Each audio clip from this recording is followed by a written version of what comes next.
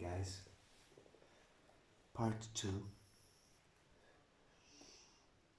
They have light skin with beautiful long hair. They brought a sort of jumpsuit, only one piece, green, looked like it was tighter at the wrists, neck, and in the caves. The eyes were light and a very vivid look. The professor asked them if they had any accident on their device or if they were looking for anybody. He didn't ask. Then he tried to talk to them in French, in English, and Italian. But the results weren't the best.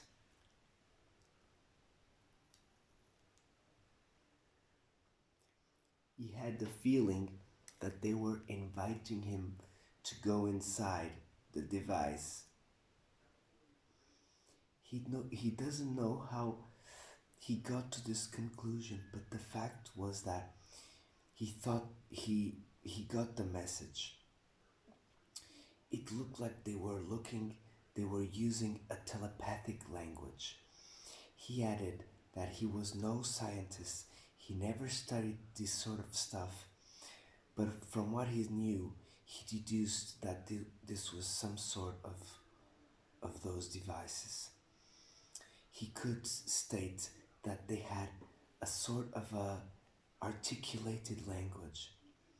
He has never interested in the problem of the UFOs.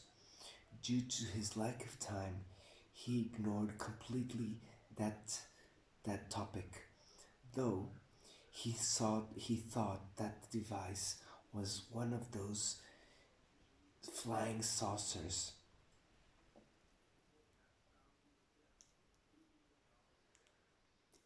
He felt that the invite was persisting,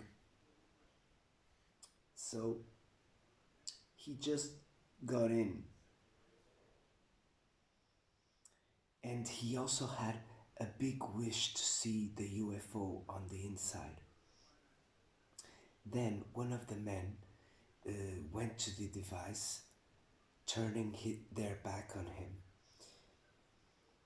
The professor followed him without hesitating, accompanied by another member of the crew.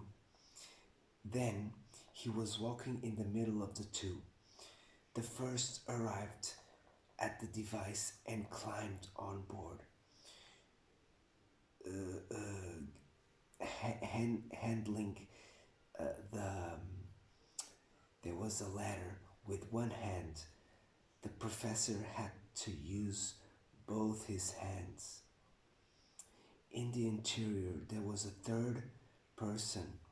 When the last occupier entered, the ladder was retreated and the door closed.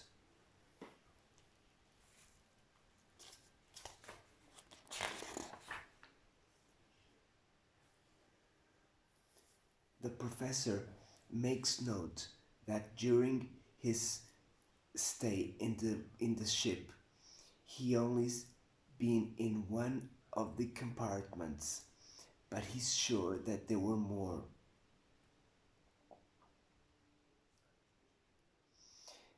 Telepathic communication. When the UFO flew up, he saw that there was water on the outer part of the portholes, like it was raining. He asked, "Is it raining?" He received a telepathic answer from one of the elements of the crew. That that that had nothing to do with rain. The water came from the rotation on the opposite side of certain parts of the device.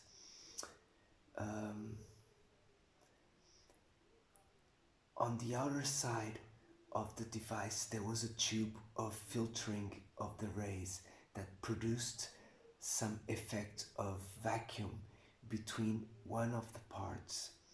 Through the portholes, uh, he could see Earth, a, a completely um, dark and profound zone where the stars were shining in an exceptional way.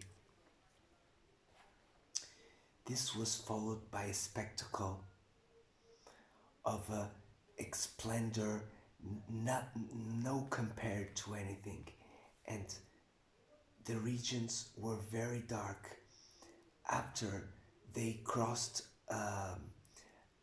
a layer of um, it's not pink, it's purple, a layer of purple, and after another fascinating. During the first layer, he felt the device was shaking very, very strongly. He showed a little anxiety. Then one of the crew members transmitted always by telepathy. The device has just left the atmosphere of your planet. During the travel, he asked him where did they come from, but he didn't obtain a response. He doesn't know the reason why they don't want to identify themselves. When he understood that they were out of the Earth atmosphere, he was amazed and a little bit nervous. He noticed that when he got in the compartment, one of the instruments was circular, upon which three needles were kind of sliding. They were very sensitive and with very high vibrations. At the moment of the liftoff, these needles started to vibrate strongly. Later on, they explained him that the device was driven thanks to the register of the conjugation of the lines of the magnetic forces. The meteors of several colors in flames and the clouds, um, they were flowing very quickly at very high speeds, and this was an extraordinary experience.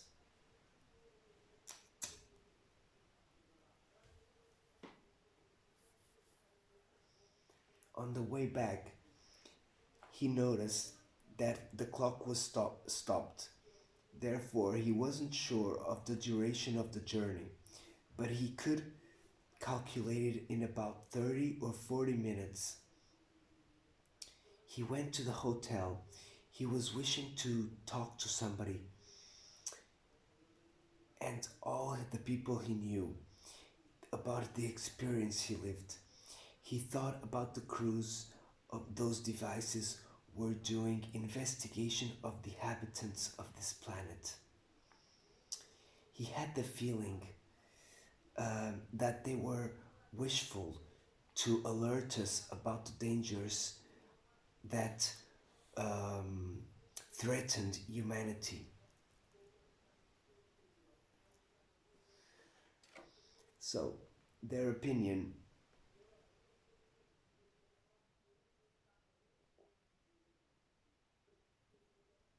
just having a drink, guys. I get um, dry palate. The conduct of these men was almost salvage. Um, that was the opinion of the astronauts. They say that man is very brute and very wild. Man is born very, very in the light, is very good, but it degenerates due to the conditions of existence. There are scientific experiences that are made without having precautions. The indiscriminate use of the atomic bomb increases um, very much the ionization of the of Earth, of the planet.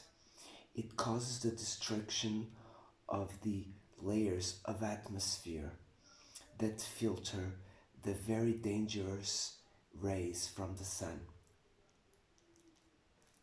Not only from the sun,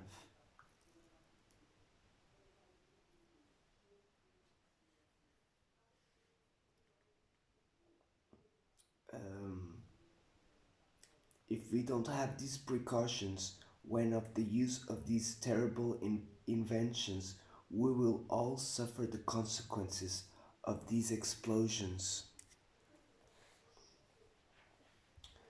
Um, Once again, the professor confirms that this experience happened 14 months ago, and at the exception of his wife, nobody else knew about it. After all, 6 months later, he talked about this subject to a judge in Sao Paulo, Dr. Alberto Franco.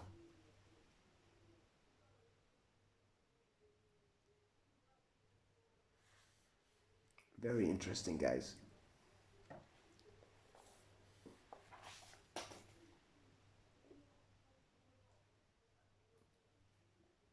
He also talked to a lawyer when he went to the capital, Dr. Nilsson. One day during a lunch in the Association of Lawyers, he saw an aluminium plate, and just by funny to be funny, he compared it to a flying saucer. His friends thought that he knew something about this subject. Later on, he told the story to a friend, Dr. Lincoln Feliciano. This last friend, very impressed, transmitted to him that he would write an article which publication was sensational. The professor added that at this time he never again had a peace. He was Everybody wanted to know his story by any means. Though his good intentions of the ones that talked with him, not every not always he could explain with with big details what happened. Imagine, for example, someone that this during this fantastic travel saw a pneumatic machine, and on his return he wants to describe it to people, even that interested, that no knowledge of no technical knowledge. It's clear that it would be incapable of reproducing completely the facts that he observed, um, go beyond his own possibility of comprehension. Later on, after he declared that he wasn't the first person on this world that traveled on one of these devices, and that after this adventure has been published on press, he had the knowledge of cases similar to his. Interrogated about the sensations of the bad sensations that he felt during the journey, he said that he didn't feel very good on takeoff and on landing. He had some pains and the feeling that his extremities were cold. Therefore, he attributes that to a sensation of nervous, understandable nervous. So being nervous, he tightened up and he couldn't, and he got a bit cold on the extremities. That's adrenaline, he thinks. After he said that he had a date. He had a date um, with these people on the 12th of August of the same year. When they asked him how did he indicate this date, he told that during the journey the crew had showed him 12 constellation disposed of a form of a zodiac. The years were indicated by circle and the repetition of a dozen of them. The number 8 made him thought that he was thinking about the month of August. It was then he interpreted that of this the date of this date. When they asked him why didn't he go to this date, he said that he couldn't because there was a group of people ready to accompany him, and that would have provoked a certain sensation, and therefore he lost almost all his friends and relationship, and he had been visited by official FAB that asked him um, to renounce for the interview.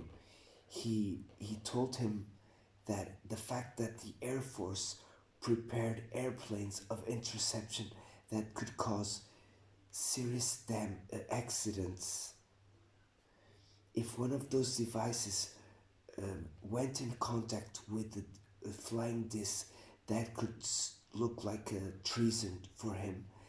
So therefore, that these beings were correct to him. Therefore, it would be prudence your curiosity. So they threatened him basically. Guys, this is the end of this case. Love you very much. Hope you're having a wonderful Saturday and you like my mustache. Stay blessed, my people.